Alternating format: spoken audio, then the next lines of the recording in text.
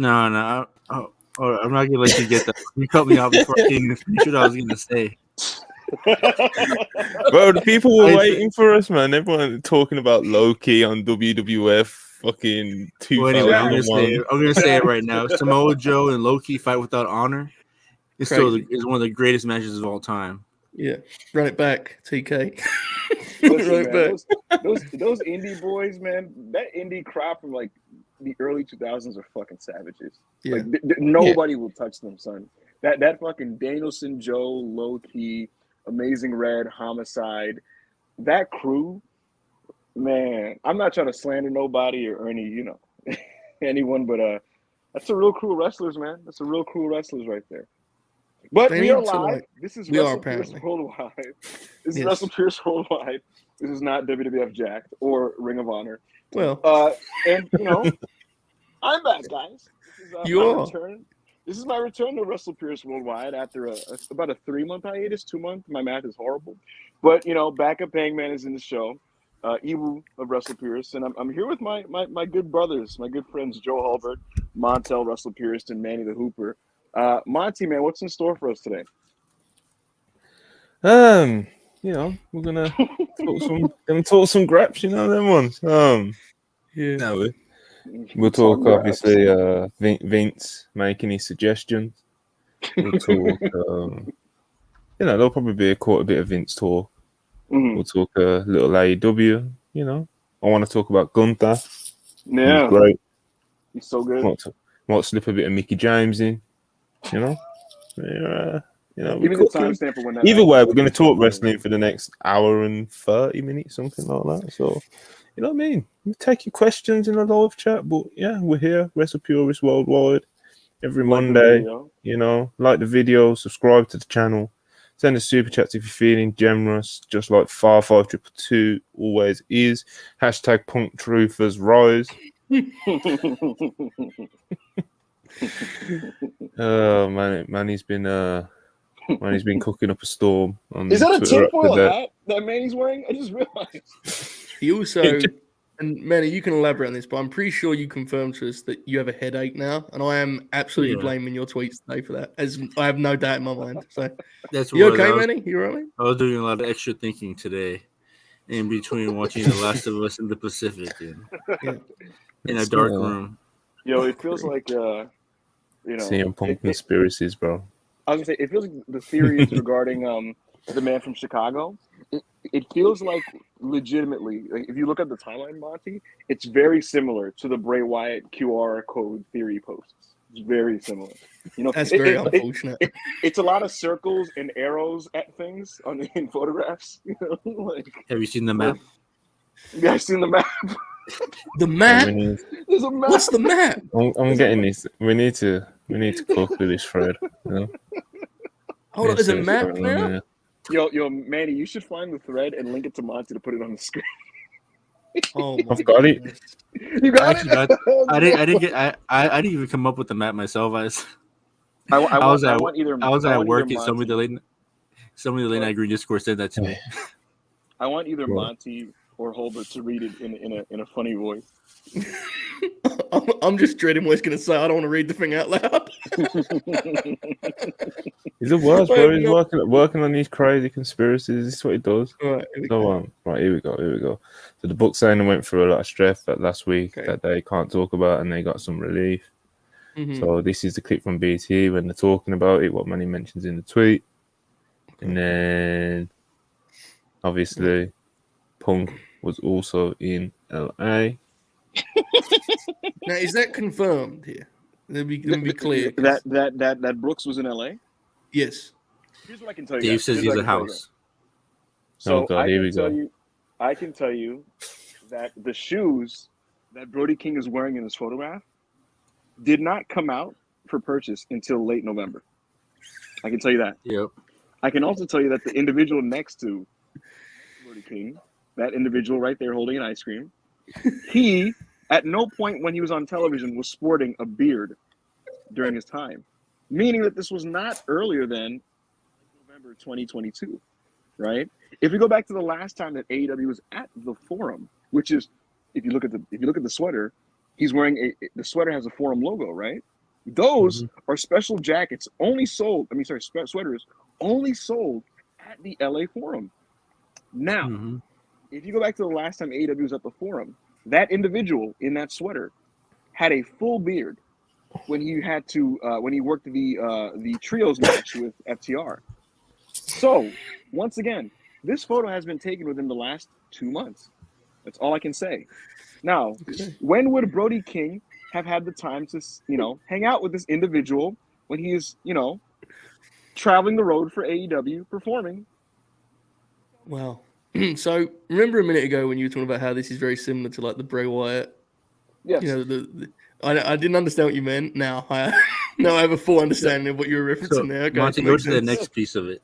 Go to the next piece of the thread. The next slide.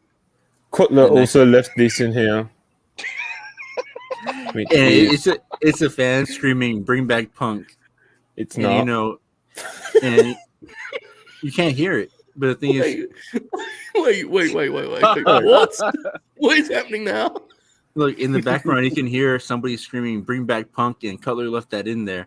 He wouldn't leave that in there for a reason. He would not. Is there no chance that like it popped him and he was kind of trolling a little bit? And then you have to go to my quote tweets, and then you see the other part. Oh, then look, there's Colt Cabana. Sneaking around the background. This down here, bro. Okay. And then if you see the next slide, right, I'm waiting. There's the map. Oh no! Oh no!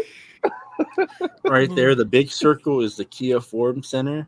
There's the Target, the little circle, and then you see that location mark. That's the Cobblestone ice cream shop.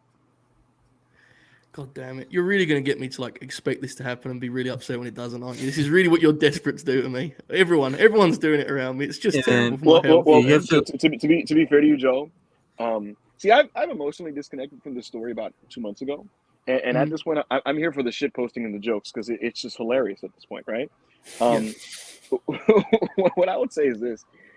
I refuse to say this man's name on Twitter until the Alex Jones videos. No, keep going. There's more to it. I kept quote. I should have put it under one post, but I kept quote tweeting it, and then I realized that it would get lost. Wow. Joe, I'm not saying this man's name on Twitter again until he resurfaces on the programming. Let's see here. But with that said, this is really funny. I don't know how much you've been following it today, Joe, but I think it's really hilarious, right? That every time a story comes out with this Chicago individual that seems to elicit forward momentum towards his return and or goodwill, immediately, Brian Alvarez is there, like 2014 Kawhi Leonard playing defense, to refute it in one way, shape, or form. BTE happened this morning. And a lot of people theorized that this was hinting towards the return of Chick Magnet. And immediately, Brian Alvarez is on Observer Live like, this has nothing to do with it. It's about their visas. Nothing to do with what you guys think it is. Let me do that now. And it's been like that like every week where like Dax will say something like, oh, man, I love him, man. I think he's a great addition to the locker room. Oh, my God. Him and my family and my wife and what he's done for he gave me a gift card for Starbucks, man. Oh, my God. My Cornet. And then, like, right afterwards, Dave will have something in the Observer like, I've been told that people in the locker room are not happy with what Dax said. So it's just a really funny game of cat and mouse going on. So do we think, genuinely, because while we're doing this, we might as well go the whole way in, right? We might as well just explore it while we're here. While we've got off, we might as well stop here. Wait, before we go, Joe, this is the last tweet that Monty has. Okay. This is there's 5 tweets in total that I made for this conspiracy. This is the third one out of the 5, and it says they don't want the truth to come out, and they are spreading the propaganda against the Pepsi truthers. Okay, now, and genuinely, before I go any further, I think anyone that's watched my content knows that I would like for CM Punk to be back in wrestling. I think that goes without saying from my stance. But are we dismissing the chance that the reason Brian Alvarez is like shooting these stories down is because he doesn't want to have to keep answering questions about it? Maybe because I get it from that perspective. If he's like kind of tired of rehashing it and he's trying to stress to the audience it's really not happening. If that's what he feels is going to happen, or are we suggesting that Brian Alvarez is in on the gag, so to speak? And that's what I guess that's my question to you, because you seem to be suggesting something there regarding the Kawhi Leonard defense of one Brian Alvarez. What are we thinking? I don't think Mr. Alvarez would be compliant actively in a work if he was involved in one, unbeknownst to him.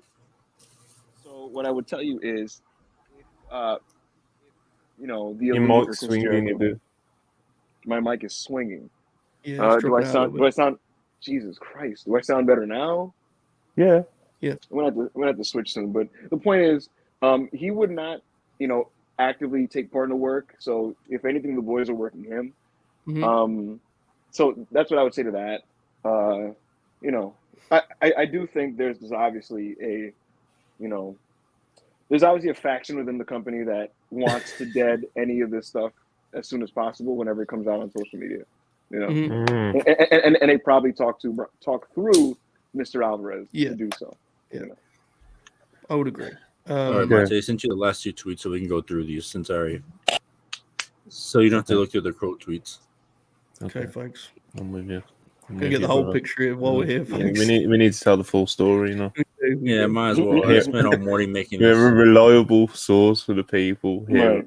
Right. But, okay.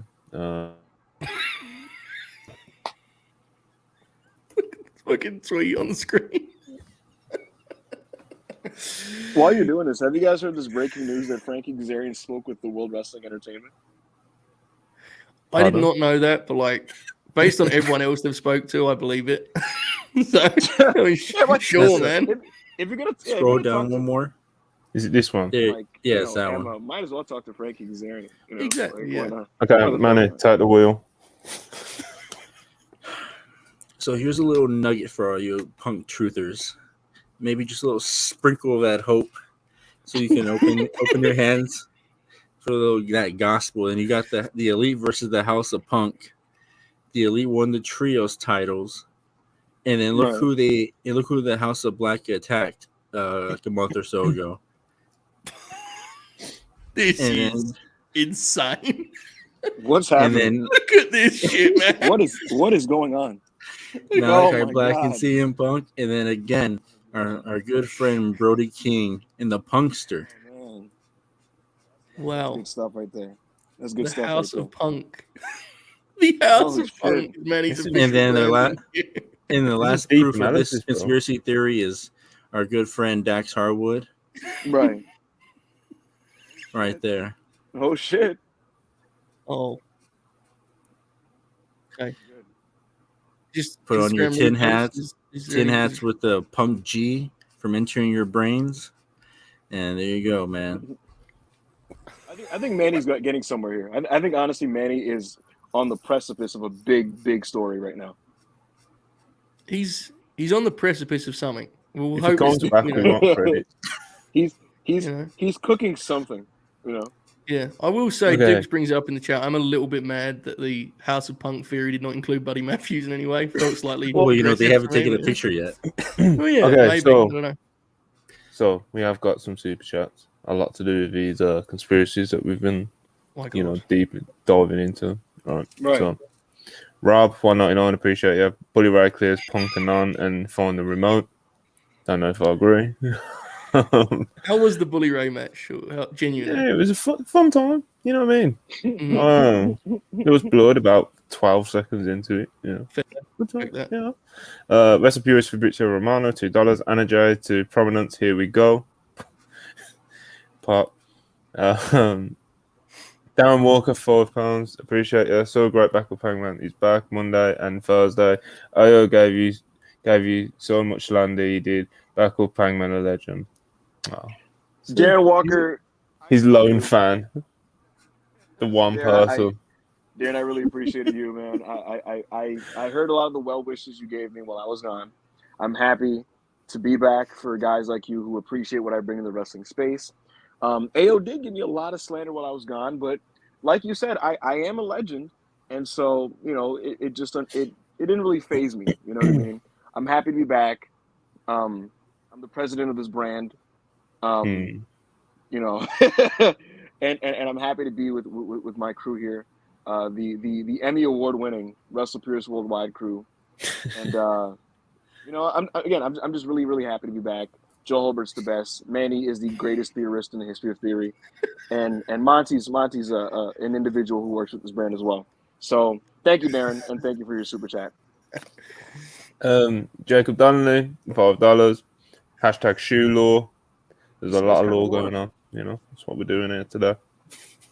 If you tuned in for you know, I don't know what people tune into this for. Anything but this, yeah. I don't know what to tell you. Before you take us off the big screen, can you show my edit of CM Punk with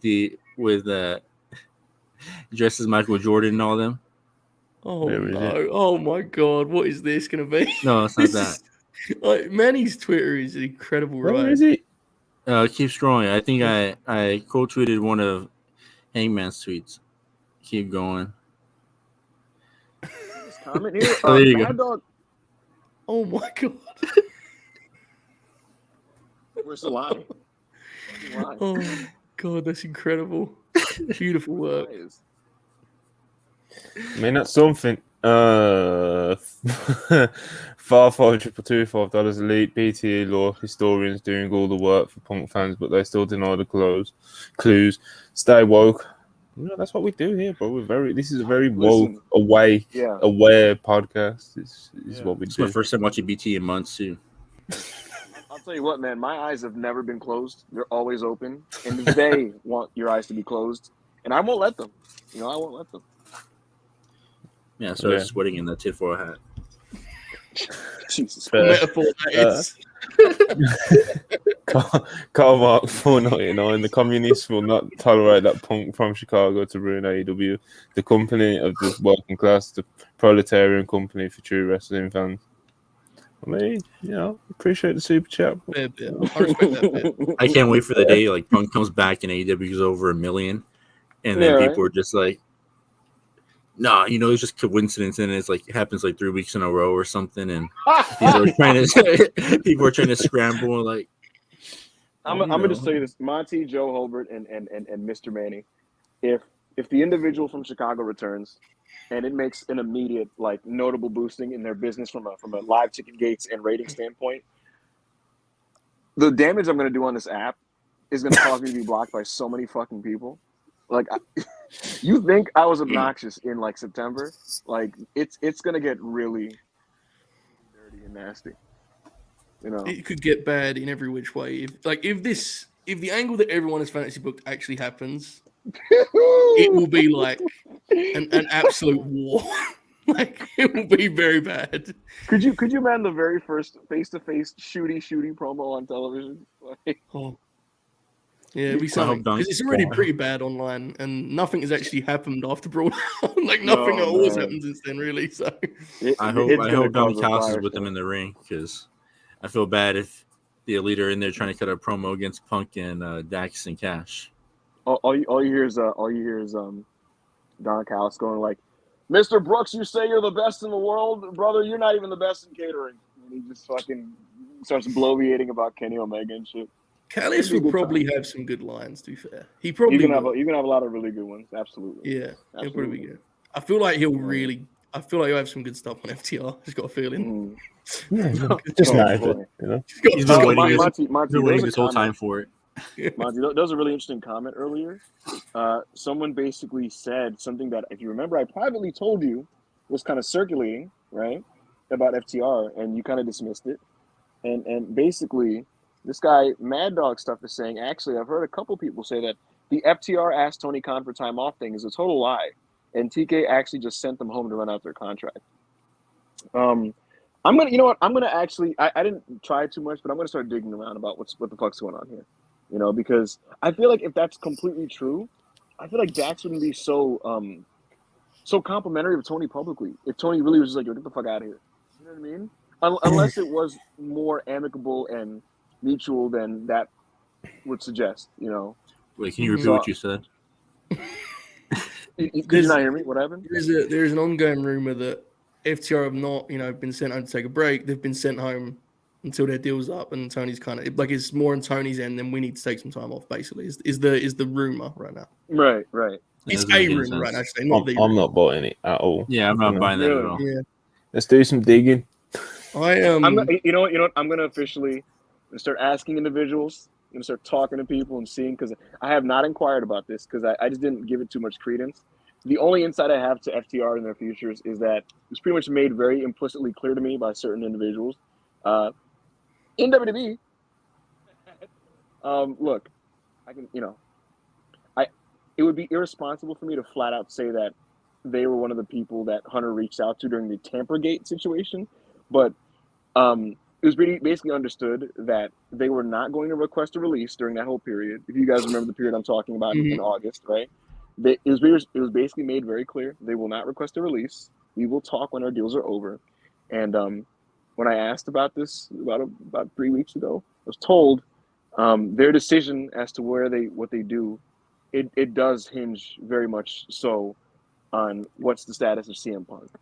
And a lot of people would probably say like that's dick riding, and maybe so. But what I would say is, here's the thing: in AEW, if you guys notice, a lot of wrestlers, right, no matter where you are on the food chain, a lot of the ones who kind of get going on television and do things of note, it's because they have some type of political ally that's higher up above them, behind the scenes. No matter who you think about, right? Most of them who actually get to accomplish something.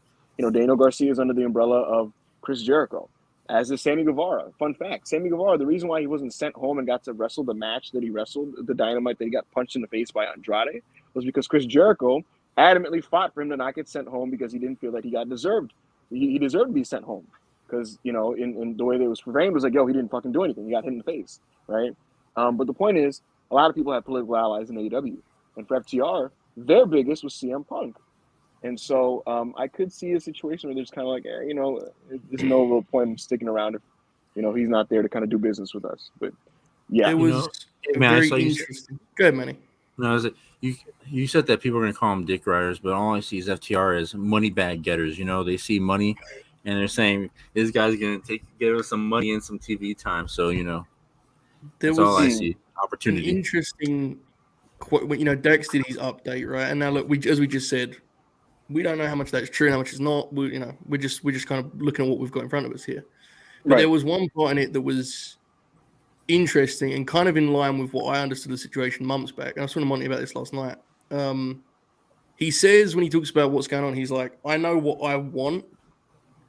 And then he kind of goes on to frame it in a way of like, if we can't get that in AEW, then we'll have to explore. That's kind of the way he framed it. He didn't say it in that kind of like straightforward. He was more vague about, I know what I want. And he kind of left it there.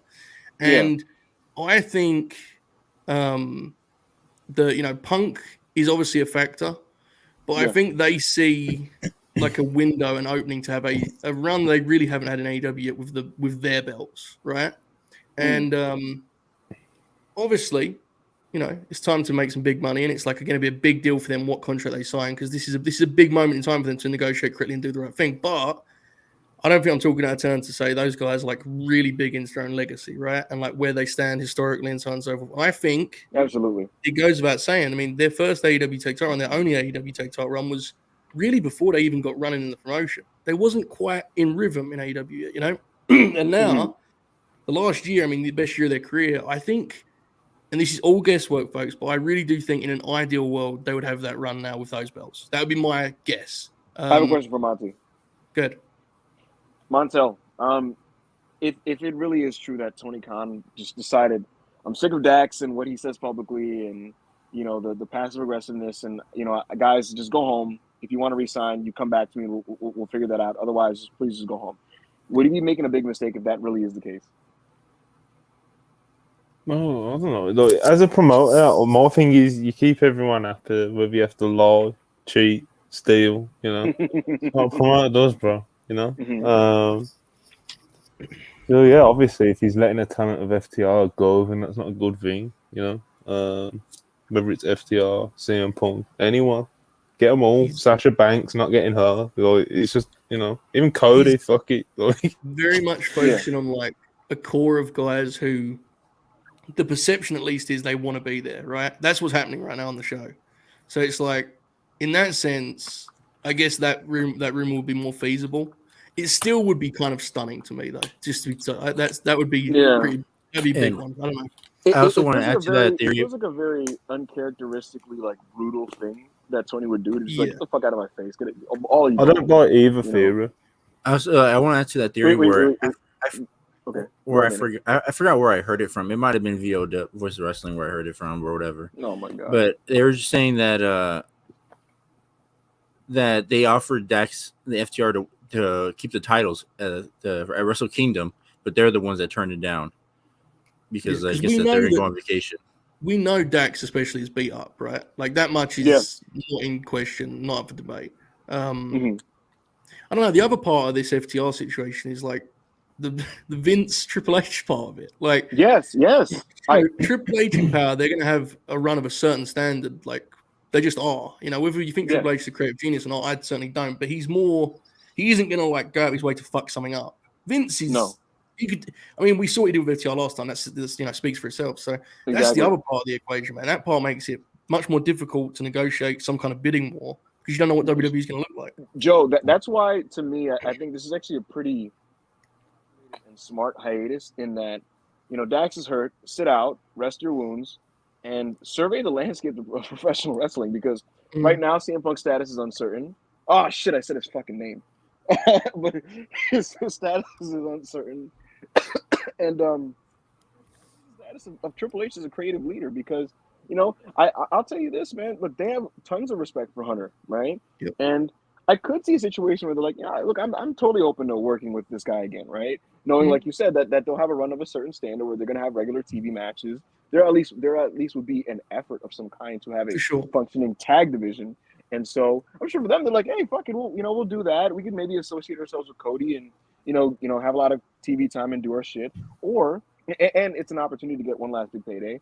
Or, shit, Vince McMahon takes over and, like, it's a crapshoot what happens. We could be good one week and then fuck the next. It literally would change on a dime. It's messy. Listen, because it's very messy. Super chats I need to get through and we can fucking... My apologies. Just hijacked with an FTR breakdown there, folks. My bad. Carry on. Rolling off. Okay. Bodybuilder, $5 Canadian. Big fan of you guys. I just wanted to ask, what do you guys think the reason there is a difference between AEW crowds and WWE crowds? Well, one show's better than the other one. I can break this down pretty easily, but go ahead, Joe. No, go, because my question was going to be like to you and Monty more specifically. To me, it appears there's two different crowds within WWE because the Monday and Friday show have like completely different atmospheres, and I honestly don't know why that is or how real that is. But that's what it seems to me. So I don't know. Monty, do you want to take this, or you want me to just explain it quickly? I mean, it's hard because it's like SmackDown crowds are hot at the moment, and Raw isn't. So like Joe said, it's like it's comparing. So overall, it's hard to. I don't know, man. It's tough, and obviously AEW crowds, it's like they're hot, and they're definitely hotter on a more regular basis, if that makes sense. But AEW's crowds at their hottest, that isn't where they're at now. I think it was it the Boston show, or maybe I think it was one of the Boston shows or something. Where it was really hot crowd. It was like a throwback to like AEW. Like, you remember when it was like early, the crowd would just fucking pop for anything. It was a big party, and the crowd, the fans really wanted the product to work, so they were very supportive of anything that happened. Everything. It was a party, like you said. Bro, go back to the Battle Royal on the pre-show of the first Double or Nothing, right? I actively hate this match. Like I really, really hate it. It's literally like a freak show of just all kinds of just weird gimmicks, right? Like there was Nakazawa doing the oil stick, AC Romero just trotted up in there like obese as hell, just going up and down. Tommy Dreamer was there. The nipple stapler guy was there. I forgot his Jimmy Havoc. All kinds of just weird freak show gimmicks, right? But the fans, like, the energy was very much like, it was very all in, Ring of Honor, PWG. Like, we just want this shit to work. We support the guys who are bringing us this product. So we're just going to pop for fucking everybody, right? And so it's so hot now, but it's just different. You know what I mean? Yeah. Here's the real breakdown of these crowds, though. I don't know. Nobody's pointing out this trend happening with wrestling crowds. Nobody points this out. it's no longer the days where New York and Chicago are like the kings of wrestling crowds. That's not the case anymore. If you go now, it's out west where like fans are really hot for wrestling. Both companies, and especially with AEW because of their fan base and their atmosphere. AEW hits Texas, and they hit Seattle and some of these places, and it is amazing. Texas is the best crowd in wrestling right now, and even with WWE, like I've seen WWE go to Houston, and they're super into the shows. And so here's the deal: AEW has a defined fan base that knows Texas what is they want the South, by the way. Yeah. Yeah. Did I say West? I meant You South. said I'm West. sorry. Yeah, I'm sorry. I meant South. But here's the thing, guys. AEW, their fan base know what they want out of wrestling. They do want good matches. They appreciate good wrestling. And for angles and promos, they're just gonna, they're into the characters that are in these segments. So they're gonna be into everything, right? So yeah, you're gonna get hot crowds, especially when they hit South. With the WWE, there's a situation now where Vince has conditioned the remaining fans that are in these buildings to react to certain things. And it's a fight between the conditioning and Hunter and what Hunter's trying to do. Because if you remember those early Triple H Raws where he's trying to have a lot of 18-minute wrestling matches, the fans don't really even know what to do with what they're seeing. And they don't react until you get to the near falls and it's time to say this is awesome. And they don't do that until a couple finishers are traded and they kick out. But before that, when it's just like building up a match, they don't know what the fuck to do. They just sit on their hands, right? So there's that whole thing. WWE fans are conditioned to, during a match, kind of just chant for the things that are the character's quirks, for example. That's why a Miz match has tiny balls chants and things like that. Now, the other difference is Monday Night Raw these days. Like, the crowds are pretty dead unless someone who's super over shows up, like a Seth Rollins. Whereas SmackDown does comparatively feel like a party. I think there's two reasons. SmackDown's a shorter show with shorter matches. And the primary storyline on SmackDown is the most over thing in the company. It's the Bloodline stuff. It's a really hot overact. So, of course, Sami Zayn and the Usos and Roman, there's a lot of heat for whatever they do, right? Whereas on Raw, there is no discernible super over, super hot A storyline. So it's just not going to be the same type of dynamic. But Monty, I'm sure you would agree with me. Like the Friday show, there's way more heat for everything that happens on there compared to Mondays. Yeah, it's just better. Yeah. 100%. The reaction for Braun and Gunter was like, it was like a throwback WWF crowd. It was kind of surreal. They loved Braun. Yeah. Even the week before with the Usos versus Drew and Sheamus, like the crowd was crazy, rocking, bro. Yeah. And it's weird. If it's weird, if you look at Raw, most of the crowd too, if you look at is like kids, compared to like an AEW show when you go, it's like it's definitely people in young, like their mid 20s, upper mid 30s. That's something I've always like. I totally get why. The numbers give you a conclusion, and I'm not saying they're wrong because I don't know nothing about that the whole part of the game and like the demo but if you go to a WWE show, you do see there is like there is a younger audience for sure. They might not be watching it on USA Network every week, but like they're obviously paying some sort of attention because they're sitting there with a fucking Bray Wyatt shirt on or a Braun shirt or whatever. Like you can tell there is a difference in. Honestly, you can hear that just in the sound the crowds make, right? They sound like it's the best example is in AEW when you hear like a "shut the fuck up" chant. And it very much sounds like a bunch of like 35-year-old guys in unison, like just screaming. It's great. And again, they're probably the same general contingent of hardcore fans that have been watching wrestling at least 12 to 15 years at the very least. So yeah, and the other thing about WWE crowds that kind of hurt it is the hardcore fans that would like do protest chants for something if they didn't like something or would passionately get in favor of certain guys who are under push. They are the guys who basically gave up on the product and don't watch anymore, and so they're not in the arenas. So a pro Chad Gable protest chant wouldn't break out on a Raw randomly because those people don't watch Raw anymore. That's been a noticeable shift too. Like I remember, we've talked about this match before. Actually, the Gulak Bryan match from Elimination Chamber 2020, right just before the pandemic. Yeah. Just before the pandemic closed it down, actually. But like that match is obviously awesome. But what's really interesting about that match in terms of what we were just talking about is Bryan, I think, comes into that match with the mindset of like he's going to lean heel because we're in Philly and Drew's like, he's at home, and the crowd in Philly, because it's like clearly that transition has got underway. They aren't reacting to it that way. Like they're kind of just watching them grapple, right? And obviously because it's Bryan, they eventually get into it some. But if you do that exact match, like if you like time machine that back a couple of years, I'm sure you'd have like a kind of a a more edgy response where they get with Gulak, and because they know he's a really good wrestler, that kind of thing. The crowd would take up really hard for Gulak. There'd be "This is wrestling" chants. Jesus Christ, what else? Gulak would get a post-show fucking standing ovation. Yeah. You know what I was just reminded of? This is what I meant, like Monty and Joe, about like the old New York crowds. I do kind of miss, even though they really tried so hard to be fucking smarky and contrarian. I do miss their energy because they really liked who they chose to like, right? And I was reminded SummerSlam 2002 was in New York, right? And if you go back to that show, right, Rey Mysterio, the babyface, is taking on Kurt Angle, and Kurt Angle's a heel, and Kurt Angle in normal WWF shows was getting booed, right? But at that show, Rey's getting booed and Angle's getting cheered. And for those who remember, Brock Lesnar is getting cheered in the main event over The Rock. And they're giving Rock nah, hey, goodbye chance at the end of the show. That stuff doesn't happen anymore in WWE shows because it's not a situation where the fans are fighting with the promotion and like telling them like, fuck whatever your changed. A lot of shit's changed. Even if you go people back, have gone, people have come back, people are in and out. But, even if you go back to the mid-90s when it comes to like New York crowds, probably the most famous example is Sid and Shawn, right? They just decided, man. Like, and that's one of the most surreal experiences. Like watching that match is insane because the match is really secondary to the crowd.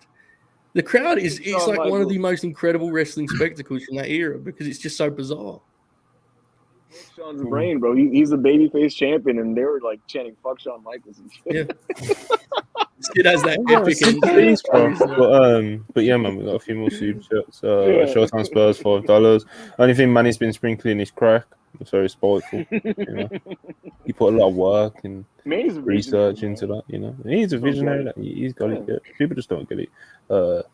Seth Rich Rogan, $20. Appreciate you very much. So glad to see Boo back on the program, and grateful to WrestlePurists for helping me get into wrestling. First show I ever watched was All Out 21. Also, Wardlow's first theme is an all-time what was Marky Rucker's cooking content. Seb's first wrestling show being All Out 2021 is like that's really tough moving forward after that, right? Like you watch it, you're like, man, this shit's awesome. Tune in for like Clash of the Champions or some shit the next month. Like, Joe, you know what that reminds me of? I remember when I first got the network and I was telling my cousin to get into wrestling. The very first thing we saw on the network was WrestleMania 17. And he was like, "Oh shit!" He was like, "What else? What else is on this site?" And I was like, "Nothing better than that." Yeah.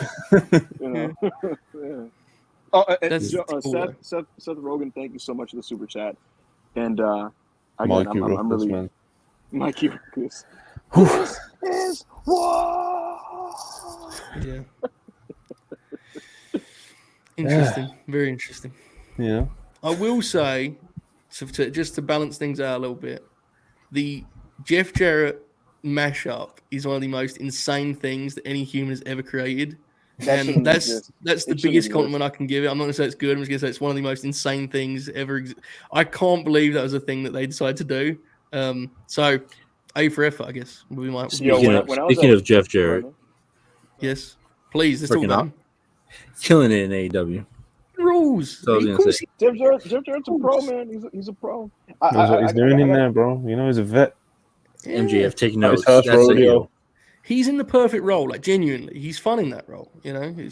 Everyone got so mad about it, but it's like in that role, I actually think he adds to the show. Like, legitimately, I think he adds to the show. He's fucking fun as the heel in that situation. Right?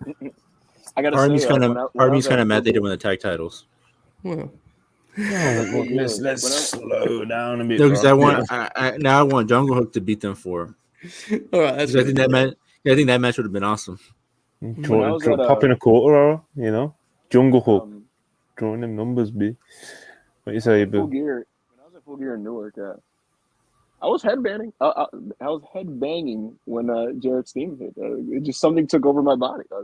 It's a great theme live, the original TNA theme. It is. Like, genuinely, all bits aside, it is interesting that he's basically doing a style of wrestling and a wrestling formula that was so overdone 15 years ago that everyone rolled their eyes, and now it's so underdone that everyone thinks it's fucking awesome, myself included. Like, he's doing these incredible overbooked finishing stretches with a bunch of horse shit in interference. I'm standing there like, this guy, wrestling is back, you know. Bro, that's the thing about it. It's like, here's the thing: the Russo car crash match formula, main event formula, right, was a trademark of Steve Austin's pay-per-view matches in like 98, 99, right? And the thing that people forget is that was a good formula when it started. Go back to Steve Austin versus Dude Love at Over the Edge 98. It's fucking art. You know, Patterson and Briscoe are trying to get involved in shit. And Vince is trying to hit Austin with a chair. Austin ducks under. Vince hits himself with a chair. Undertaker runs out and choke slams the Stooges. And then Austin stuns Dude Love. Like, these were really inventive and exciting finishes that were created to add smoke and mirrors, but also add extra layers of drama to matches, right? The problem is with Vince Russo was that he was a one-trick pony, and he tried to apply these formulas to guys less over, storylines that are less coherent and good. And like you said, 15 years ago, bro, by the time we get to like 07 TNA or some shit, bro, like, this was because the Attitude Era of WWE became the new standard of what wrestling is supposed to be presented and look like, and that's the frame of reference for companies. Every promotion up and down besides the fucking Ring of Honor in the United States was just using this throughout all these cards, and so it just became this overstimulating mess, and guys got less good at doing it. And like you said, Jarrett became the face of fucking WrestleCrap. You know? I'm a firm believer, and this is just we're all over the place here, folks. I apologize, but just generally, when it comes to like wrestling, analysis, whatever the fuck it is we're doing here, right? I'm a firm believer in the idea that like most wrestling tropes are not bad in theory or concept so much as it's like a matter of execution, you know? Like, how many times do you see someone say, I didn't like this match because overbooking? And it's like, if you didn't like it, that's fine. But sometimes the overbooking works. And I think some people are so trained to like resent it. Like, as you were just talking about, go back to that original example. But even recently, there was one that I remember debating this with a few people. And it's, look, it is what it is. We have different tastes. But the Jamie Hayter Tony Storm match stands out to me, where it's like, I liked it until they did the overbooking. And a lot of people I respect said that, so I'm not knocking it. But it's like, did you hear the crowd when they were doing the overbooked finish? They were going fucking nuts for that finish. Like, it worked in that setting.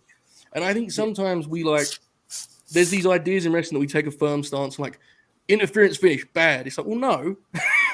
No. How was it done? When was it done? Who by? So on and so forth. So it's interesting.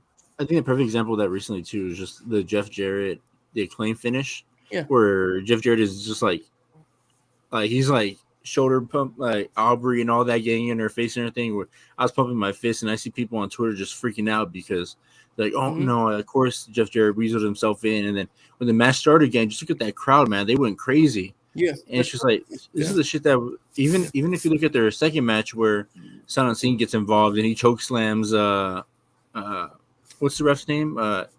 The one that got color at the paper. Mike Posey. Like, some of that shit ruled, bro. I was on my feet in my house. It's great, yeah. I know. Absolutely. Being there live also for things like this is very interesting from a perspective standpoint. I learn a lot about wrestling when I watch it live. I say this all the time. And for the hater thing, like, people were into the match reasonably, to a reasonable degree, especially when we got to like the more like later closing stretches. But frankly, they got more interested when every interference spot seemed like it was going to be the finish. Yeah. And so when it wasn't, it was like, oh shit. Like, basically what set in the audience was, we're watching a match that's like designed to be epic, essentially. You know, when the interference like finisher on Tony happened and Tony didn't lose, it was like, oh shit, wow. And like, literally you could feel like an arena wide realization, like, oh, this is like a big time serious match. It's not like a 10-minute AEW women's title match on the show. This is like an epic match now. And as that builds and as you get more creative interference spots that are getting kicked out of, it really genuinely felt like that's when the interest built in the arena. And that's the point of smoke and mirrors, you know. Good. No, I was gonna say, like, that's why, for example, like, I'll go back again to '98, where like the WWF roster from a wrestling standpoint is nowhere near as talented as WCW's, right? And so it's like, we have to create things to make these matches interesting when the wrestlers themselves are not as good, again, as the competitions. And it's like, okay, how do we make a match between Big Boss Man and fucking Val Venus good? You know, and it's like, oh, okay, make it a fucking no DQ match where, what was Vince's stable? The corporation are all over the fucking match, and they're showing up, and Ken Shamrock is distracting the referee, and yada yada, you know, whatever the fuck. So Yeah. I also think the just specifically Hater and Storm that they had like there's that really interesting, especially now, like this like modern psychology where it's like each time Tony kicked out, a part of the audience concluded that was that the title change wasn't happening in a weird way because it's like if she was gonna win, that would have been it, right? So like Right. each near fall would have this like explosive pop, and then it would Yes. come down for like 5 to 10 seconds where the audience kind of goes, "I don't think it's happening tonight," and then you go again, and it's like you reminded me of one of the matches that did that really well. This is a while back, folks, again, but stick with us here, best you can anyway. It's all We're over the place. cooking, man. But, We have 126 listeners who I well, I appreciate didn't know that. stopping That's by good. for Yes. worldwide. And real quick before Joe cooks, guys, Mhm. please like the video. We have 7 likes and 125 live viewers. So if you can like the video, we'd really appreciate it. Go ahead, Joe. Do you remember the match last summer? I want to say July, where Swerve and Our Glory won the tag belts Yes. from in the triple threat tag. And I'm not a big triple threat tag guy. I thought that match was excellent. And they did this great deal where Swerve hit his like stomp finish around like 3 minutes before the actual finish. And no matter what anyone says now, I'm convinced that collectively the wrestling fan like took them off the list of candidates to win the match, you know, because it was like if Swerve was going to win the match, that was the finish. They built it perfectly. Finish 1-2 kick out, and it's like you kind of in your mind like move on from that. And it's like this way where you can kind of, I don't want to use the phrase subvert expectations, talking about wrestling, that sounds very pretentious. But what I'm getting at is the wrestling fan is like kind of trained to accept certain things, right? You know, Yes. if you're rooting for a wrestler and they hit their finish in a certain way, you generally feel confident or unconfident on whether the finish is coming. If you Yes. give them the exact finish and a kick out, the instinctual reaction isn't happening tonight. And then when you go back to it, it has even more like punch, it has even more effect. And I think, Yes. you know, that's saying that's like the Bucks do that stuff a lot. And I know that their finishes aren't always like the biggest pop of the match, but I actually think in some ways it adds drama because it's like it kind of catches you off guard almost on the actual finish, you know? Yes. Well said, Joe. I think there's a lot to be. Someone should fucking write a whole nerd article about that, about the construction of wrestling matches and how to construct a hot closing stretch that, like, again, like you said, like fucking whatever subverts expectations. Because it's a real thing, man. The really great, exciting wrestling matches that have great closing stretches, they do that thing where it's like, oh, he hit the finisher, so it, you know, it didn't work, so whatever. And then they'll either just do it again. Or like you get a finish that you didn't see coming. So it's really interesting to think about. Yeah, man. Rob 199, Darren, he's not your father. Rob's just, I think Rob's just hating because he's got no fans. You know what I mean? I feel so bad. Like on this show, people send super chats, and we go on so long that they get them like 40 minutes later, they get read out. No, that's terrible stuff. You know what I mean? Short-term Spurs, $5 because tag team wrestling has been such a big focus these past 6 months. I don't even know what that's to. Blame. He's saying that to the Fed tag division because of the FTR story, and I don't really get that take. I mean, you know, if you want to say that the tag wrestling in WWE right now isn't particularly interesting or good, that's one thing. But I wouldn't say it's been like neglected. The Usos are all over all these shows holding the undisputed tag belts. There's going to be a SmackDown tag title tournament next week. They defend their titles all the time, bro. Yeah, they defend the titles all the time. There's a Raw. They're probably like the most active champions in the company. They main event a lot of TVs too. They main event a lot of TV. Like with main event wrestlers like Drew McIntyre and Sheamus. Last week there was a 56-minute gauntlet match with the entire Raw tag division. So, you know, again, if you want to say it's just not particularly interesting or great, that's one thing. But I wouldn't say it gets neglected on their programming. So, yeah. Who is the actual division? Hold on, sorry, Monty. I apologize, pardon. Just quickly, so Usos, Sheamus and Drew are a team now. The Brutes, the Viking Raiders, Legado del Fantasma, the New Day, Imperium. Do they wrestle as a team a lot? Yes, the Imperium still tag. That's just on SmackDown. I feel like I'm forgetting somebody. And then on the Raw side, there's the Street Profits, there's the Alpha Academy, there's Gallows and Anderson.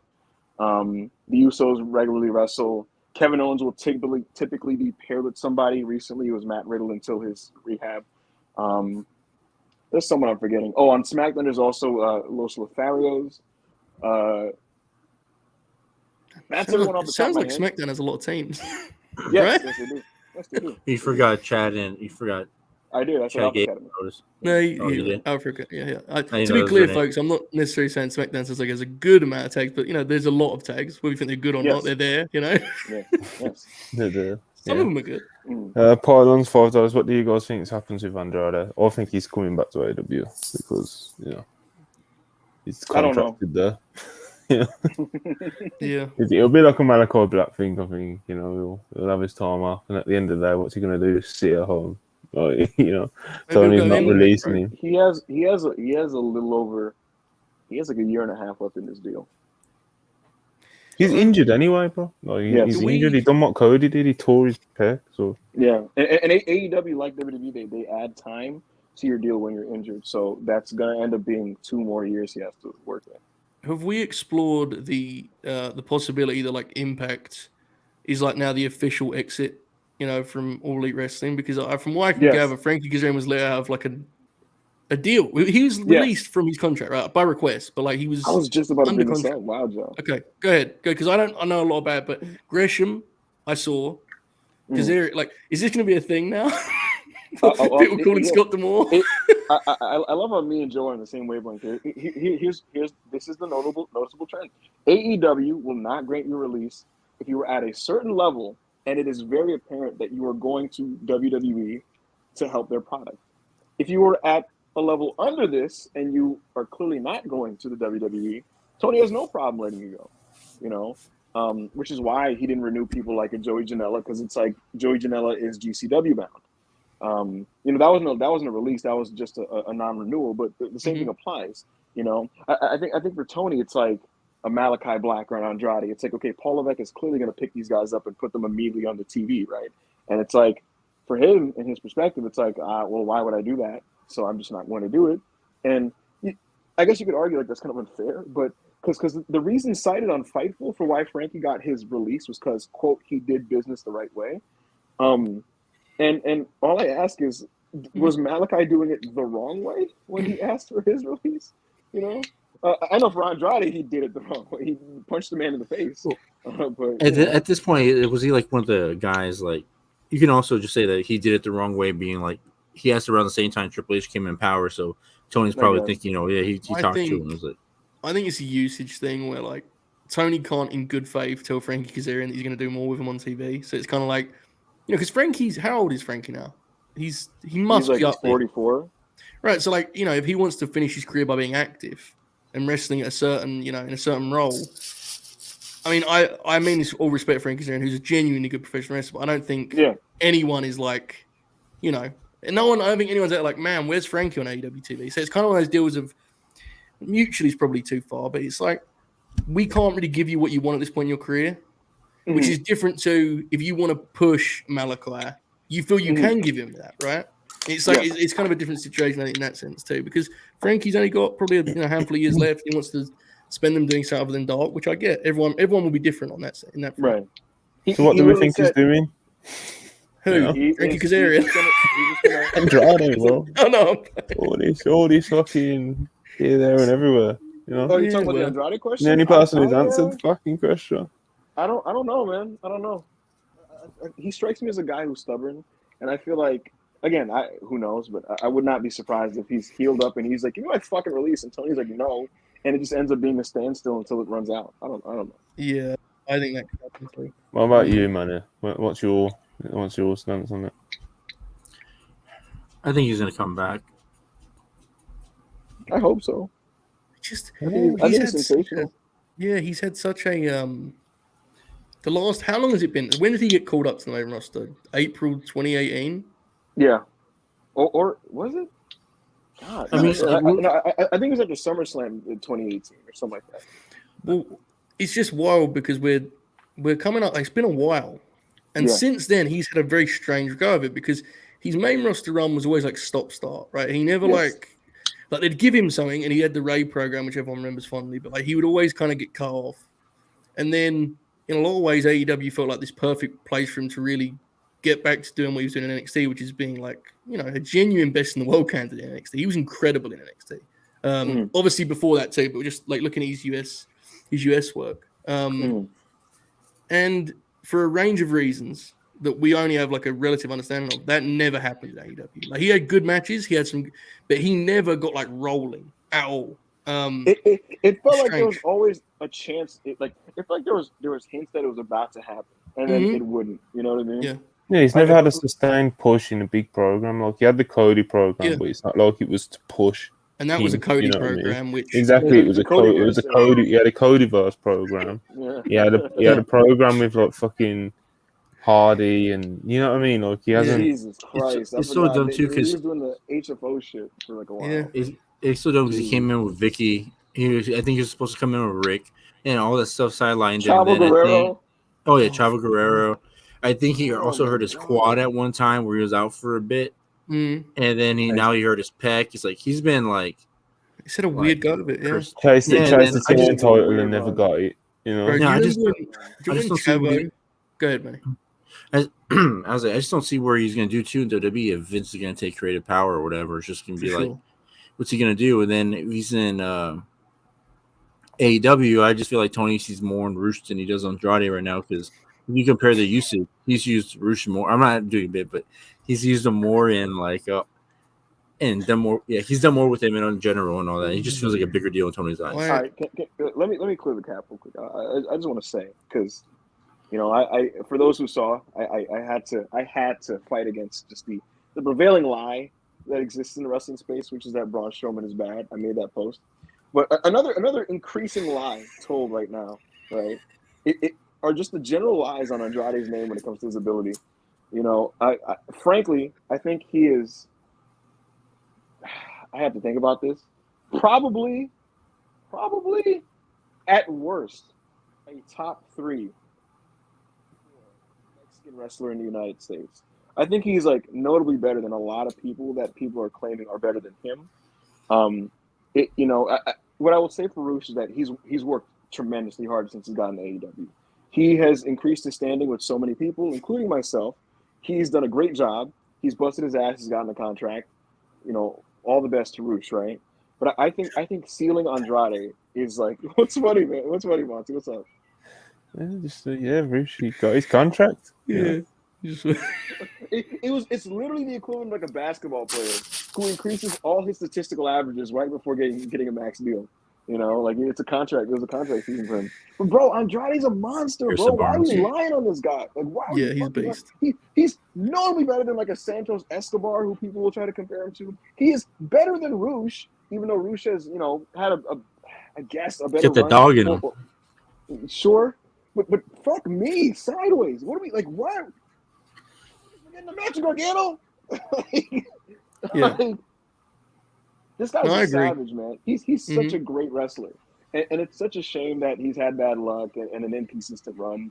I don't even care where it is. I just want him to resurface and do well because he's still relatively young. He's like 31 years old. I just want him to have a sustained push. Like, I don't wrestle care where it is. Yeah, Bro, I want him to that's wrestle what I'm saying, regularly. I don't even care about the push Yeah, part of it at this point.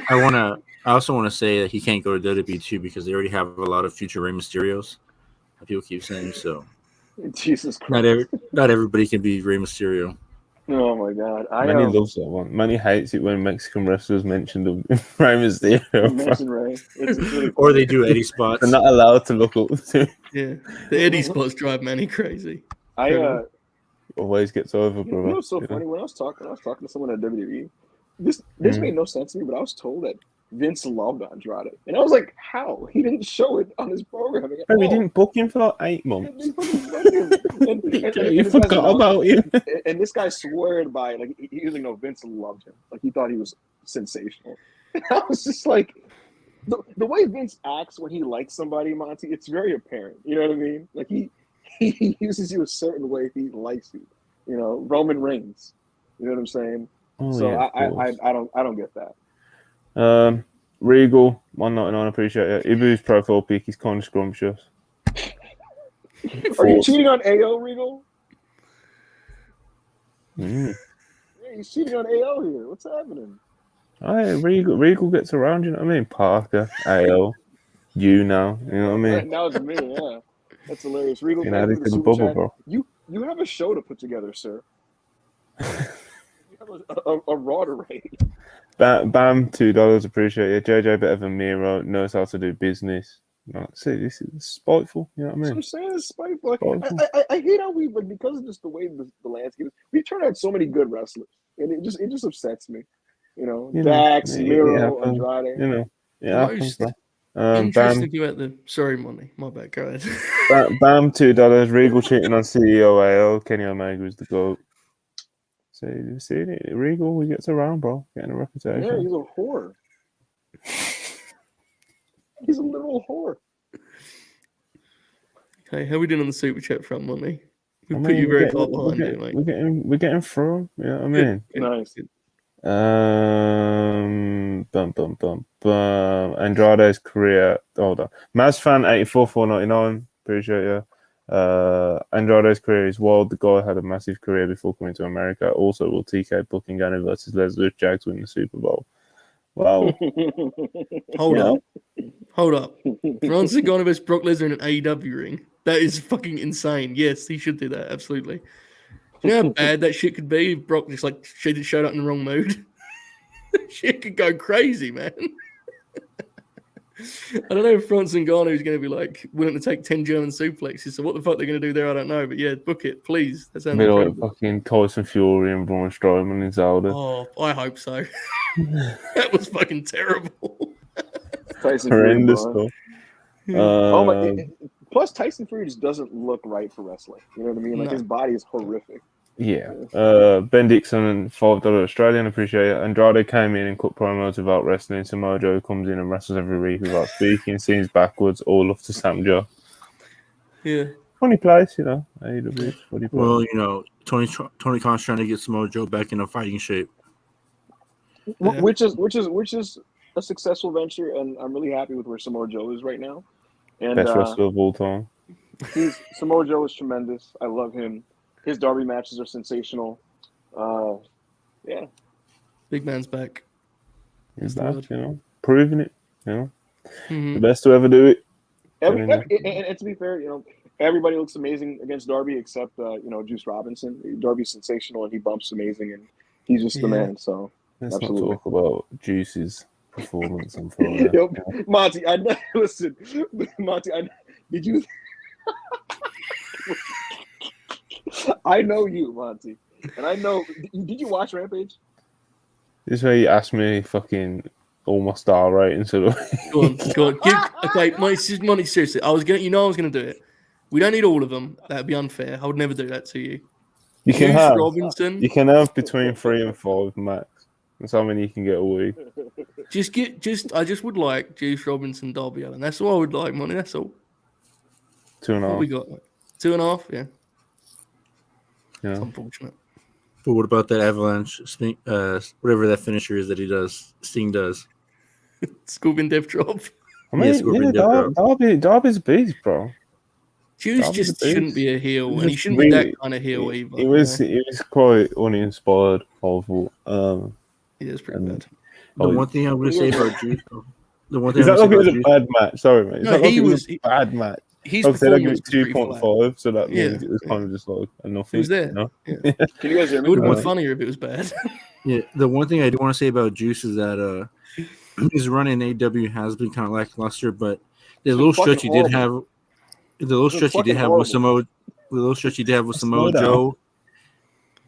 No, the little stretch he had with Samoa Joe, where he turned like to a baby face midway through the match, and just started throwing like punches and going Yeah. crazy. That was awesome. He was oh, noticeably shit, Samoa better. Joe's the best wrestler of all time, bro. I No, keep but saying this. No one takes me Manny's- seriously. He is. Oh, But Manny's right though. He was better in that match because he was the kind of de facto babyface in some ways. Yes. He should be a babyface, you know. Yes, he hasn't figured out what it means to work heel, and yet he's just thrusted himself in this role where he's out of position, not working his strengths, just out there. doing rock his hard, job. Juice Robinson. You know what it literally feels like? It feels like you know when Vince would take good wrestlers from outside of WWE or from NXT and says, "Do everything completely different now," and it's like, and they're like way worse. Juice Robinson took away the cool hair and the outfits and you know the fun interactive babyface offense he would do and shit, and he's just a guy in like a leather jacket and jeans. It's really frustrating to watch. Like it's actually borderline upsetting. And Monty, do you remember my rant when I talked about his Moxie match? Well, yeah. Yeah, I remember I'm I watching remember those this. performances, you know. Yeah, I'm watching this, and I'm just like, fuck, bro. You can have a good match with Darby or John Moxley, bro. Get the fuck out of this company. Like, get the fuck out. Tony Khan, fire him now. Like, I was getting upset. Like, it's just like, bro, there's too many wrestlers in this company that are really, really good that don't get any TV time at all. Think about this shit. So many great wrestlers that are like such high ceiling, high potential, and they're chomping at the bit, and they're on this rotating cast waiting behind the line of guys who are way worse than them. Way worse than them. And I know it's a rampage. And it's a fucking rampage. But goddamn, like, have some fire in your belly. Have some creativity. Like, show me some inspiration. You know, this guy came out there. Again, John Moxley and Darby Allin are two of, like, the top 20 wrestlers on the planet, right? If you can't have a good match with those two guys, and I mean, like, good, like 3.5 and up. If you can't with them, you're fucked. Go back to the drawing board. Sign him, Tony. Go back to the drawing board. What are you doing with your money? Use that shit and put it into the fucking Mercedes Monet investment fund. Right. How has this return coordinated with Punk's? Yes. From Morkate. $2. Ibu's good friend, you know, supporting us over here. Okay, we got like 3 more. Okay. Brew with $4.99. Can't wait to see Andrade versus Josh Alexander at No Surrender. See, I think. Oh my god. It's spiteful. Hold on a second. That could be pretty fucking good. Joe, shut up, man. That could be pretty good. Hold on. No, it'd be very good, but bro, I'd literally be depressed if I saw Andrade in Impact. Man, who's good Impact? You know those sorry ass fans. Wait, what did you say, man? Yo, Monty. Who's good Impact? Yo, Monty, I almost literally had a heart attack live because my phone got a Fightful notification, and it was the Raw Plains, and I clicked it, right? And the second thing, the first line just said Cody Rhodes returns, and I was about to like scream on air, but the next line was like vignette. I was just like, oh, okay. Real wrestler, you know? Invoking those kind of reactions. It's really more $82. Appreciate you again. Is Pac's booking going to improve? Probably not. Oh damn, he was the Trios champ. What do you want from him? Just drop the All Atlantic belt. I mean, if it depends on where you want to see Pac. You know what I mean? Yeah. It very much depends. So, I doubt it's going to change drastically in the next couple months. You know, he just had the All Atlantic title run. Even though it didn't really kind of, you know, it wasn't like a super long run or anything. But so we had a fair few chunks of single matches there. He's obviously just been Trios champion. I'm sure Death Triangle will probably, you know, see what they're doing, you know, because they didn't break up or anything at the end of this Series 7. So I don't know, man. I doubt anything. Like I said, I doubt anything drastic's going to happen with Pac in the next couple of months. I don't know what you guys think, but yeah, I would agree. And it's one of those things, as you kind of said, it's like it's one of those beauty in the eye of the beholder things. For me, he's in the right spot. Like I think he's a fucking awesome wrestler, but I'm not like I don't watch the show and come away desperate for more Pac. But if you have the completely contrasting take, you want to be the world champ, I get it because he's a fucking awesome wrestler. You know, like it's one of those things. So for me, he's in a fight. He's in kind of the right role for him at the moment. But I guess it'll be interesting what he does post, you know, Game 7. That'll be interesting. So we'll see. It will be. I mean, it will be interesting. I know what they're going to do with that. Also, I've been sincere. $4.99 super chat from Alfred Kanua. As 51% owner of WrestlePurists, I'm announcing AO versus Ibu versus Parker. Winner gets the love of Regal. I mean, I'll approve of that. You know, Monty, give a call up to York Hall, mate. Okay. Put a call on the blow at York Hall. Yeah, man. Let's get it cooking. We need a special guest referee. Are those all the super chats, Monty? Man, my knees are cooked right now. I don't know if I can get down like that. We finally got to the bottom of the super chats. If your super chat got read out 20 minutes late, or left the stream before your super chat got read out, I apologise. We've just got another one. Darren Moore, £5. Hope keeps saving and gets off TVs. Good lord. Oh, Kip Sabian gets off TV soon. I think Penelope Ford's the most underrated woman in AEW. She'll get pushed more. Penelope Ford's a tiny little wrestler, man, to be honest. Kip Sabian, I'm not with it. You know what I mean? I ain't gonna win that. I'll never do the thing where I'll come live on a podcast and wish someone didn't have a job, you know? But, No, yeah, for sure. But he's not plenty of jobs out there. either. Well, I like the way that the start of the comment makes you. It can go ahead, man. Go ahead. I'm sorry. I was just gonna say Sabian very much strikes me as an Impact wrestler. And that sounds really insulting. It was intended to be insulting. You know it. But More like a progress wrestler. Listen. Just like the Juice Robinson thing, this guy had a match with Pac, who's one of the best workers on the planet. You know what I mean? And nobody could tell me a single thing that happened in that match. You know? Yeah. One of the things that popped me, Monty, at the time, if you remember, was like people lying on the timeline going like, pretty good match, 3 3/4. It's like, no, it wasn't. Yeah. I like the way Darren's comment. Like the first bulk of it, you're used to that phrase being like, I hope someone gets on. So that it reading is just, I hope Kasabian gets off TV soon. It's incredible. I like it. I want to once again mention, guys, WrestlePurists Worldwide Monday evening. We have 132 people watching. I appreciate all you guys for stopping by. We have a really beautiful house here. I remember when we started these things, and people weren't in the habit yet of tuning into the show, Monty, if you remember. We kind of had to get it going. I told everyone. I tell people all the time. You know what I mean? Consistency. Exactly. Times like people know, like people who actually do watch these. God bless them. I don't know why, you know. But people that watch this on Monday night, folks, please remember, Purist haters. I was gonna say. So yeah, we now have established this nice, cozy little show that happens before Monday Night Raw, and I appreciate all the 131 people watching. Again, if you can, please like the video. We have 59 likes and 131 viewers. Get those likes up, man. Let's get these likes up on this video. And it's worth noting also, folks, you know, there's a lot of support in the super chats tonight, right? A lot. Yeah. And we know that's because everyone is aware we now have to split the money 4 ways again. So, I mean, when you're typing in the amount, you need to keep that in mind. You know, it's worth noting. It's worth noting. You know, Manny and I, we've been doing 60-minute broadways in Ibu's absence. You know, Monty's sending us out there. We're fucking taking big flatbacks and hitting the ropes hard. It's difficult. That's all I'm saying. But, you know, in luchadors, you know, like they throw money in the ring in Mexico. Yeah. Oh man! Did you hear Chris Jericho's quote about that in PWG from PWG? No. He said they can't believe they do that here. Because when they were throwing money after his match, he was shocked because he said the last time I saw this was in Mexico. Yeah. Oh, he didn't know that PWG did it also. I do think, you know, we should mention the title of the video, Monty, just the Vince McMahon situation. Probably. We should probably get to it. So I have a mild conspiracy on it, but go ahead and set the stage for me. Yeah, let me set the stage. Right. So as people may know, there was WWE talent meeting on Friday where Triple H basically said, you know, everyone chill. I've still got creative control. Vince is here to guide the sale.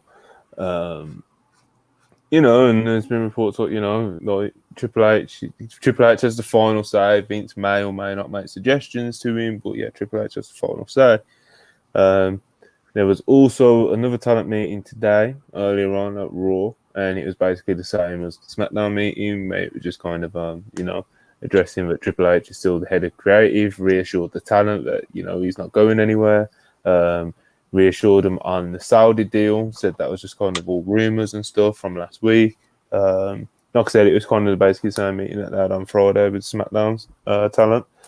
But then a report came out from Ringside News, of all places, saying Vince McMahon is now back at the offices in WWE.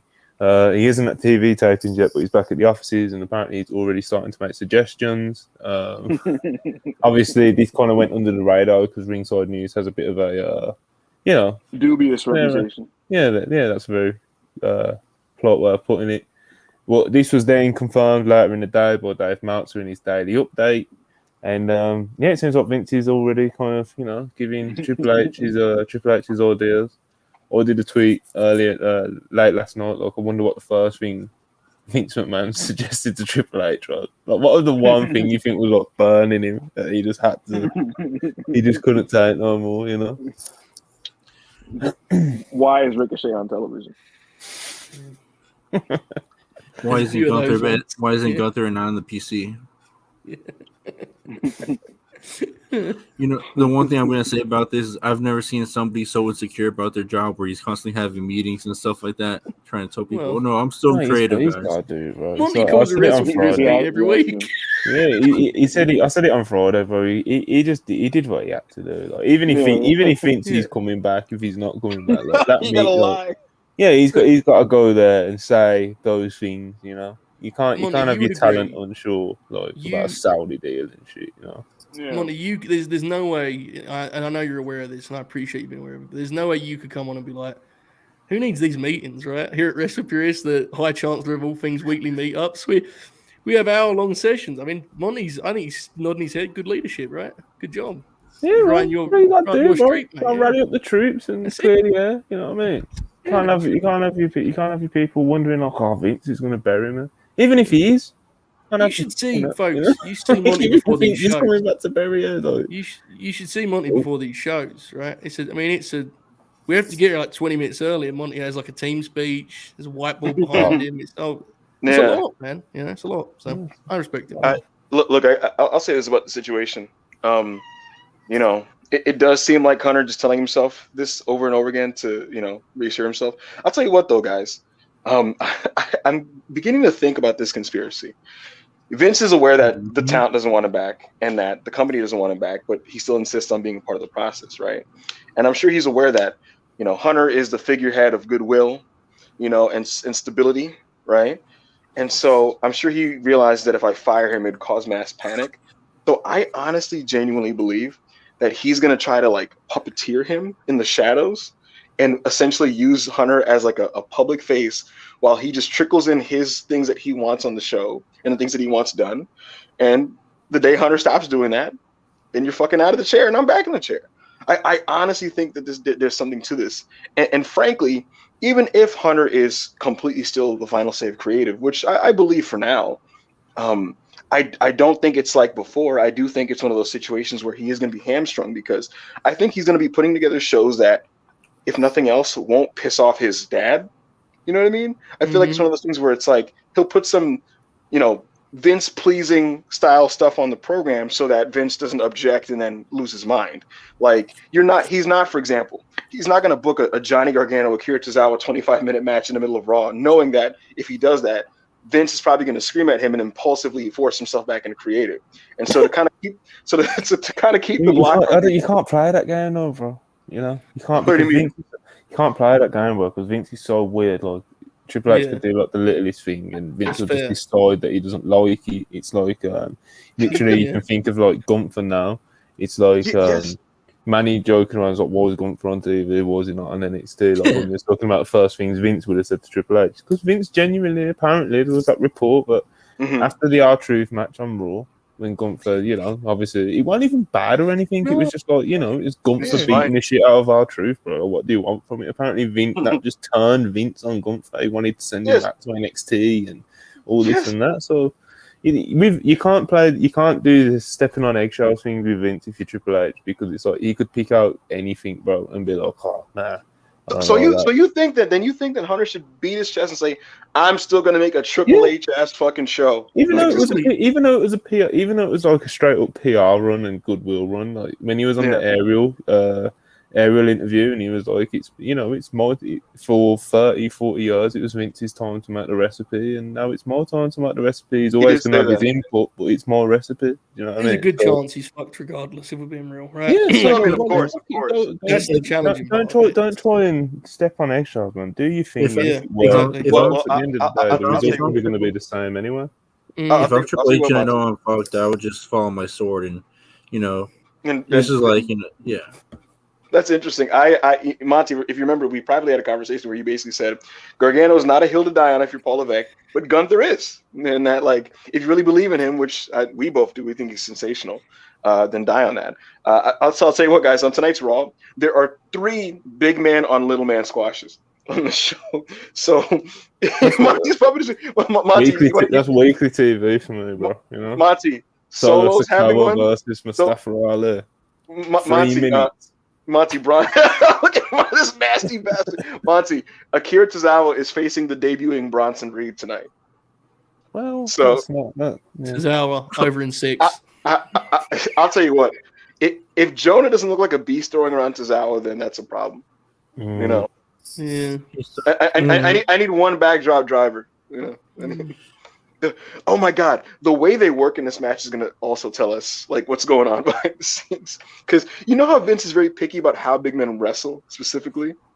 Like there's a real issue with him. Weird, bro. He's like he hasn't even decided what he wants to be yet. Do you know what You are right. Because he can show up and do anything tonight, Jonah. Yeah. After he left WWE, he seemed to want to be like more Bam Bam. It was weird though, because he like slowed himself down to a point where he took away some of the things that made him like compelling in to begin with. I don't know. He was a weird wrestler. Like I know the highs of his G1 obviously people celebrated, but there was some lows too in that run. I agree, Joe. Frankly, this is going to be controversial. Braun Strowman is far more realized in what he wants and what he is in terms of like his skill set and working within it than a Jonah. If you watch Braun Strowman's match, not even close. If you think that's a hot take, I'll go even hotter and say Bronson Reed cannot lace Braun Strowman's boots. I don't think so either. No, bro. People make it. I'm dead serious. And people, bro, Monty, people dunked on me when I said way back that New Japan should sign Braun Strowman, but they should fucking sign Braun Strowman because here's the deal. Yeah, bro. When Scott Norton was in New Japan Pro Wrestling, he was massively over as just this big, bruising white monster. You know, Braun would be over.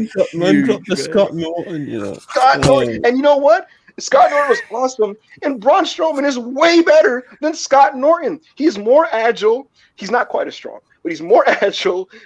He can do a little bit more. And if you told him how to do a fucking backdrop suplex, he can easily fucking do it. He would absolutely get over as this mountainous man that just beats the shit out of people. And it would have made Pandemic New Japan so much more interesting. He's New Japan has still got Farley under contract, and yeah, come on. Genuinely, Braun selling on SmackDown was like legitimately great for a big man. Like he did this kind of like wounded animal thing. It was fucking awesome. The way he was swaying on goodness straight. It was really good. Really good. I've been fighting the Strowman fought for a long while, but I need to get through these super chats real quick. Triple H to Guangzhou Evergrande. Here we go. Guangzhou, which is a Chinese football club. For those of you who don't know. Kimo Sabi, $2. Welcome home, Ibu. Did we talk about Meltzer DG? Well, there's not. What is it to talk about? Some imposter. Someone was pretending to be a Dragon Gate. Yeah, honestly, bro, imposter gives it too much credit. With Dragon Gate news, like there isn't. It happened. Dave addressed it, said he hopes it never happens again, and he seemed a little embarrassed about it. But look at it, was just Dragon Gate news. You know what I mean? It's like people don't go to the newsletter and Dave for like Dragon Gate stuff anyway. So. Kimo Sabi, thank you for the super chat. If it makes you feel better, as president of WrestlePurists, I will make sure that the Dumb Guy Live guys get into the story more tomorrow. Yeah, I mean, they'll probably just say, we know Parker's a big mount to go, so it's all, he's just going to be like, aren't we all? God bless him. Yeah, we're all blessed.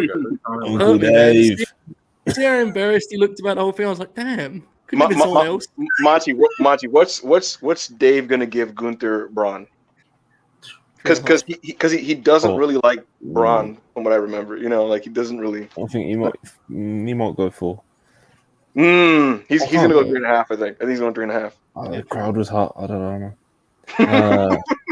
I can't predict Dave anymore, bro. Fuck, man. I can, except for the 5-star he gave the Game 7. Well, there you go. That was only last week. That was disgusting. That was last week. Anyway, Andrew the Giant, £2. Was Ibu suggesting ideas during his hiatus? I was in the mountains during my hiatus, so no. Yeah.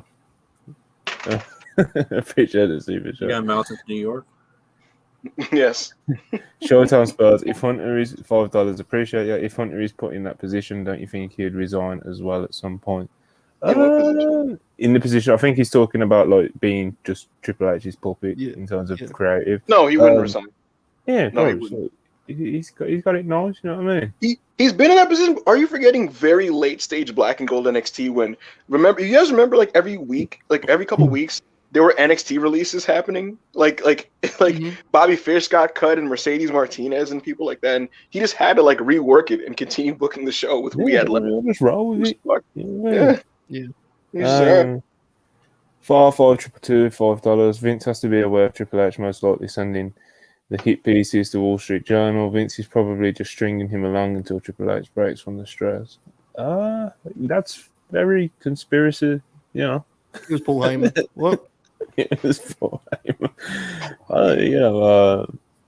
Who knows, man? Who knows? We'll see how much Vince tries to flex his muscles. Obviously, he came in with a big splash, firing a few people, his daughter stepping down, etc., etc. But creatively, we'll see how much he'll flex his muscles, because from a business standpoint, he's obviously, he wants the big chair back, and he's got it. But like I said, creatively, it's a different thing, So. Just picture it. Takagi Shingo, and then Yakijuppon Nippon Shoubo gozaimasu. The Titan Adamu Shah, and he's like in the corner and shit. Oh, it'd be so good. Shingo versus Strowman would be magic, 4 1/4. 4 and a fucking. I don't know if Braun would sell. That would be the problem. Braun would be a real dick about that matchup. No, Listen, he would have to for Shingo, they would have a bro. chop battle. They would have a chop battle. Once Braun feels one pumping bomber, bro, Oh my God. He'll feel that respect. I'm with you. It would fucking rule. I don't know. Yo, bro, you see the way Shingo was throwing around Cobb? When was it? Like 2021 January. Braun's really that match big, is amazing. Like, Listen, Braun is really fucking big. Listen. Braun's gonna be in that New Japan post-show press conference table with like 6 beers on the table, and he's gonna be like, "Let me be honest here. These boys in New Japan, man, they're fucking beast, man. I've never seen wrestlers like this. Fucking putting them over and stuff." Imagine a Tanahashi Strowman match. 5 stars. Yeah. Easy. Hey, with Tanahashi getting no offense for like the first 80% of it too. Just all bumping and facials and selling and but when he hits that slingshot, sling blade. When he hits that one sling blade. Yes. Braun would go down like in stages for that bump too. Yeah. Yo, oh my God, check this out. Yo, Joe. He hits one sling blade, right? Braun falls to his knees. He hits a second one. He falls to the second knee. Hits a third sling blade. He finally bumps. Tanahashi looks at the crowd. He reaches out and shit. He pumps his fist. He hits like 6 high fly flows. Oh my God! Does the gimmick where he does like to the back first and Braun like Yeah. rolls over. High five, the air guitar. No, check this out. He goes for like a 5th high fly flow. Braun springs up and catches him, and it's like like,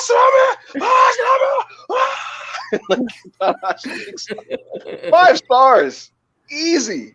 Oh man. Easy. Emin Reznov, €15. Good to have Hangman back. Are you guys excited for the New Japan Noah Wrestle Kingdom?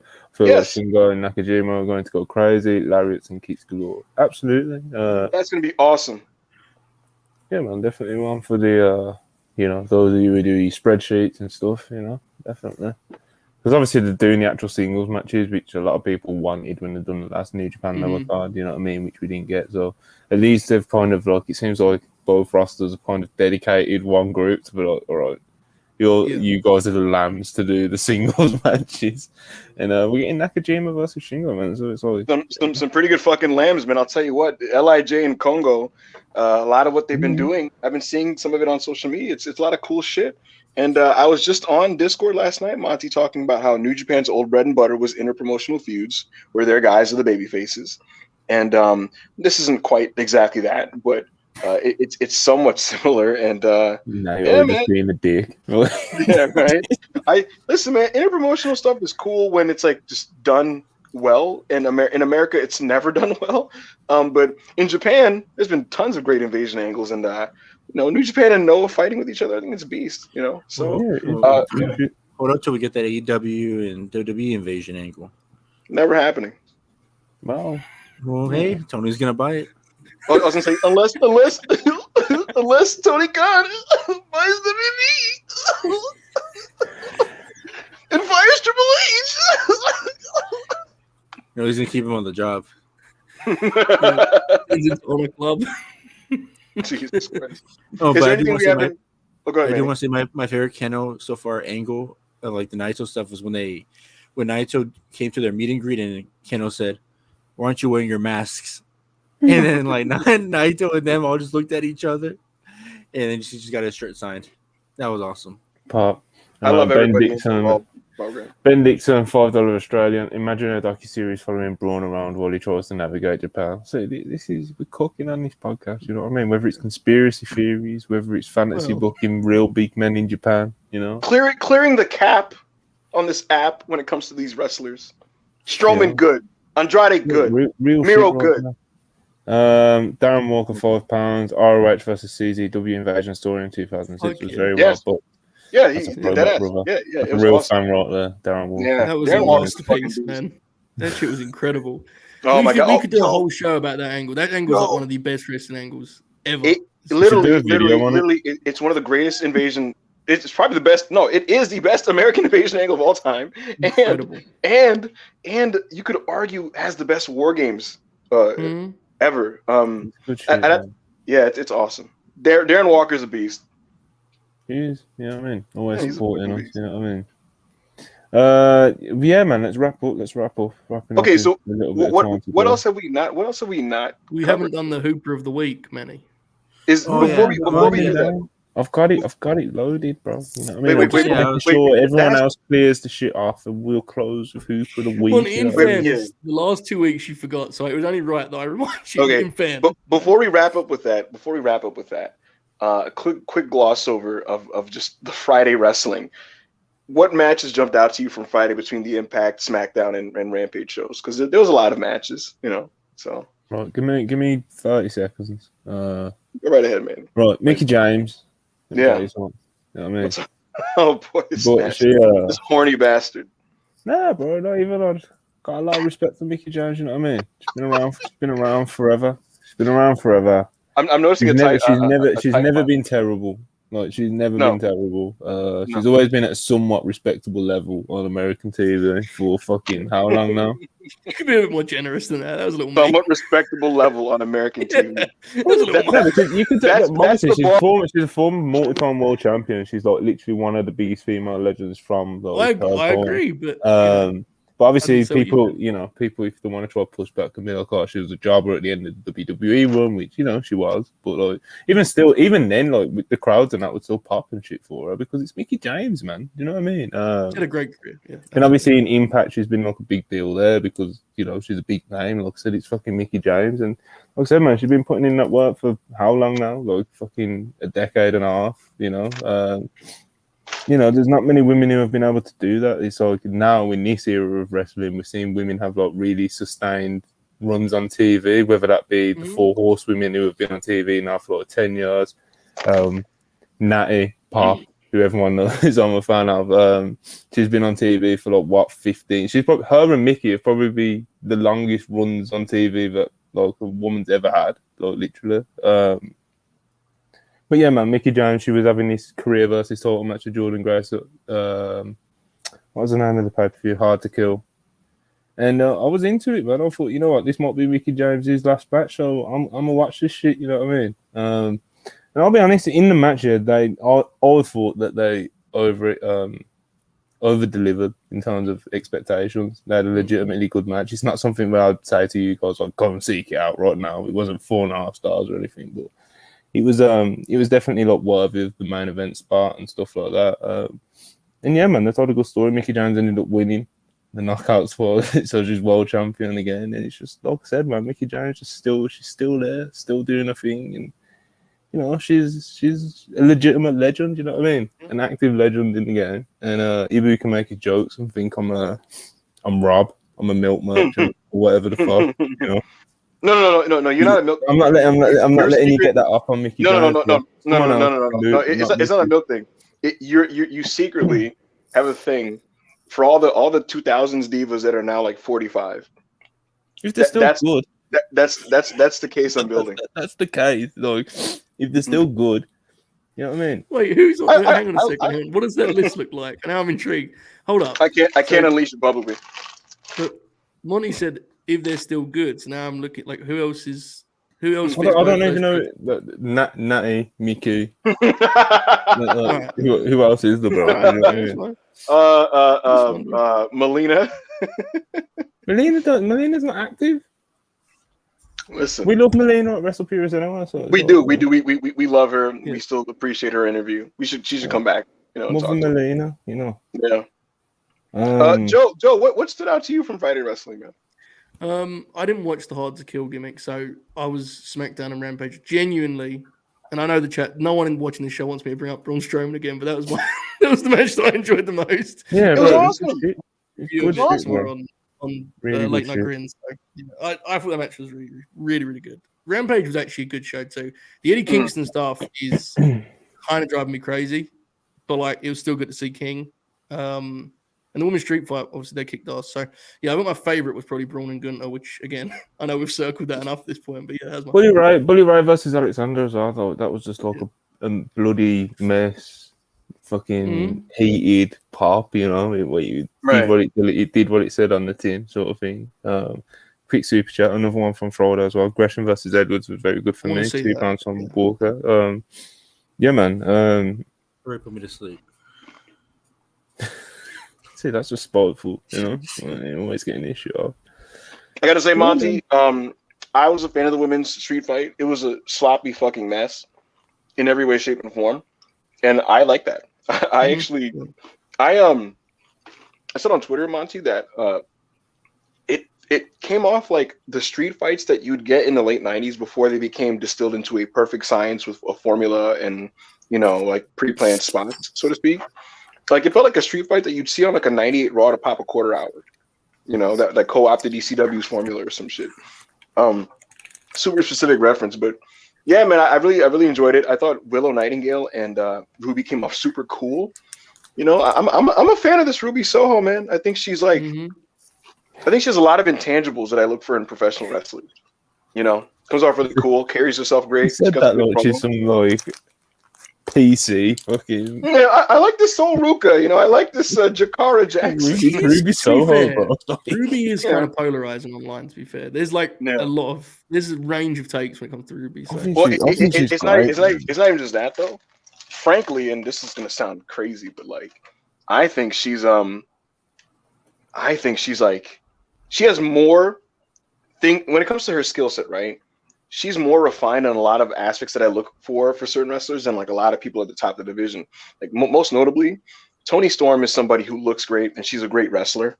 But I find her lacking in a lot of things that like a Ruby Soho, for example, has. And I said this to somebody who like basically thought I was kind of smoking crack for saying that, like, because I tweeted that like I was tweeting that like I wonder if it's possible for her to get like 2018 Becky hot, and someone was basically like, you're on fucking coke. And what I said to them was like, I think what appeals to me about Ruby is that she's very much a feeling and emotion based wrestler. When I watch her, like it really does feel that way, kind of in Eddie Kingston style way, which is ironic because they associate with each other on TV. But a lot of people aren't like that. You know what I mean? And there's people who you position at a certain level because it feels like that's where they should be, like a Toni Storm or a Jamie, who, to their credit, they're great. Like they're great, right, at wrestling. But Ruby, man, carries herself great, good promo. I'm a fan of Ruby Soho. Sure, sounds better. Sports Stars. Everyone wanted Anna to go to Japan, so she bumped up Mizawa in that match. That was brutal. Well, she bumped like Sabu. Yeah.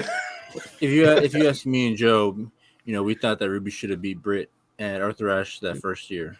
I like the way Manny did that, like we were at a press conference, Joe and I, you're right, we did think that. Absolutely true.